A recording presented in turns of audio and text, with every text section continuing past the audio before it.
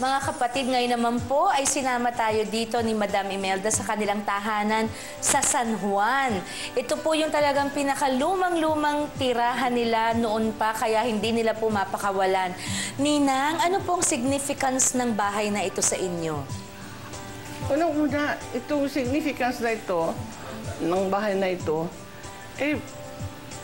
of course, magpasok ko dito, I was so in love, and Marcos was very much in love. So, anong taon po yan, dito, 1954. Okay.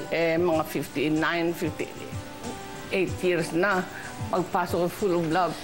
Sabi niyo lang sa akin, umpisahan natin sa love story ninyo ng The Great Ferdinand Marcos. Sabi niyo po, itong engagement ring ninang nais ko ipakita. Pakikwento po ang istorya niyan. Ang istorya nito, nung kinidnap kami ng mga dayuhan, nung mga 28 ata yun, of February 1986, before that was Valentine's Day, 14th, hindi ba?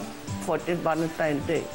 Nakalata ni Marcos na hindi ko sinusuot ito. Sabi niya, sweetheart, hindi mo na ako mahal. Sabi ko, bakit? Sabi niya, hindi mo na sinusuot yung engagement ring natin. Sabi niya, kaagad-agad sinuot ko, mabuti na lamang sinuot ko. Kung hindi, natangay. Naku, hindi ko suot yung engagement ring ko. Baka magtampo yung asawa ko. Eto, Ninang, paano po kayo napasagot ni Presidente Marcos? Kasi sabi nyo nga kanina, tiga-probinsya po kayo, naniwala kayo agad doon sa sinabi niyang, you are the one that yung nakikita daw niya, I've loved you all along. Oo, I love you all along. Kasi ang katotohanan nun, nung makita ko siya, the next day, pumunta ako sa Baguio, kasama ng aking mga pinsan. Nandun ako sa Baguio, sumunod naman siya. Nagulat ako, wala pang 3 araw, 4 na araw. Nandun kami sa roadside cafe, kasama ng mga pinsan ko, marami kami. Chaperones. Oo. Mga chaperone kasi stricto mga pamilya namin. Nag-order ang paborito doon, yung chicken in a basket, isang chicken na in a basket ng French fries. Siya umorder ng isa, ako umorder ng isa. So, kain naman ako. Tapos, naubos ko yung chicken. Tapos, naubos ko yung basket. Tapos sabi ko, Mr. Congressman, chicken is so delicious, it's very nice. Also, the basket is very nice. Eat it, Mr. Congressman. Mr. Congressman pa po tawag. Siyempre, Mr. Congressman, please, sabi ko, it's very good, sabi ko. Sabi niya, oh, I cannot eat anymore. My heart is so full of love. I cannot eat. Sabi niya ganyan. But Mr. Congressman, eat it, it's very delicious. Sabi niya, you eat it. You be the one. Binigay sa akin yung chicken at saka yung basket. Yung tanghaling yun, 2 chicken, ang 2 basket ang nakain ko.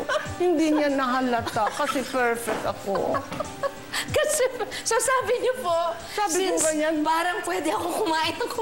Sabi ko, mabuti itong tao na ito ata sa dami ng liligaw sa akin. Hindi ako ginadjudge. In love sa akin, katapos puno ng love, hindi na siya, busog na siya kasi puno na siya ng love. Sabi ko, bubuti ito. Akala niya, perfecto ako. Kahit nakadalawang manok. Nakadalawa na akong chicken at nakadalawa pa akong chicken in a basket. Sabi ko, hindi man lang nakita. Talagang blinded with love. Mahal na mahal. Sabi ko, eto na nga. Eto na nga. Kaya po whirlwind romance ito. Totoo po yung 11 days from the day you met, you got married? Totoo yun. Totoo po. Ninang, paki-day by day niyo po sa amin yun. First day, nagkilala kayo. In 20 minutes, sabi niya, I want to marry you. Katapos, on the 5th day, parang nagdidesisyon na ako na ito na ata. Pagkatapos, binigay sa akin, nakain ko yung 2 chicken, 2 basket. Sabi ko, ito na yata kasi ang tingin sa akin, perfecto. Hindi niya nakikita ang maraming nangliligaw sa akin, pero hindi ganito kasi ito, hindi nakita na meron akong kakulangan o kasobrahan. Tapos po, so binalak na ang traje de boda. Exciting po yung inyong pero yung wedding preparations. Yung aming wedding namin, hindi ka maniniwala. ang imbitado namin, 16,000. 16,000. Tapos, ang reception sa Malacanang Palace. Tapos, doon kami kinasal, doon sa San Miguel, kung saan ako bininyagan. Opo. Tapos, ang reception sa Malacanang, 16,000. 16,000. Eh, maganda na lang noon. Kasi, ang per plate, 2 pesos, Manila Hotel, ang catering. Imagine that. 30,000. 30,000 ang total. Total. Ang trahe de boda po, inabot ng magkano? Ewan ko, hindi ko na malala, pero si Ramon Valera. Si Ramon Valera ang Kasi gumawa. sabi naman ng Inla Marcos, ibigay ninyong lahat. Oo, Ang minsan lang. niyo. Minsan. Kunin niyo ang pinakamagaling at pinakamalaking sing-sing. Sabi niya, take 11 carats. Naghahanap sila ng 11 carats. Yung pala, 24 carats. Naku, ang patingin ng 24 carats, Ninang. Ayan po ang 24 carats. Ayan po. Ito, ayan.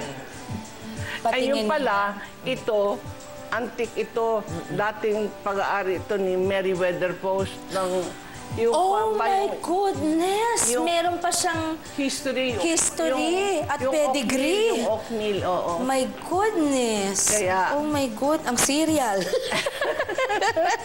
Ang Ninang, gusto ko po sanang malaman yung mas personal na side ninyong bilang mag-asawa dahil syempre nung nakagisnan po namin kayo, ay kayo na po si Presidente at si Madam Imelda. So, nung kayo po ba ay mag-asawa, paano po ba maglambing bilang asawa si Presidente pag kayong dalawa na lang po? Alam mo, Even before the presidency. kasi medyo may katandaan na siyang nag-asawa, 37. Eh, ako 23. Wow. Katapos, paano matanda na nga ako kasi ang dami naliligaw sa akin. Noong araw, my first marriage proposal, 9 years old. 9 years Doktor old. pa. Kala niya kasi matangkad ako eh. 9 years old. Hindi yan ang gusto niyo pa maging santa noon. Hindi pa ako dalaga. Pero strict ng tatay ko.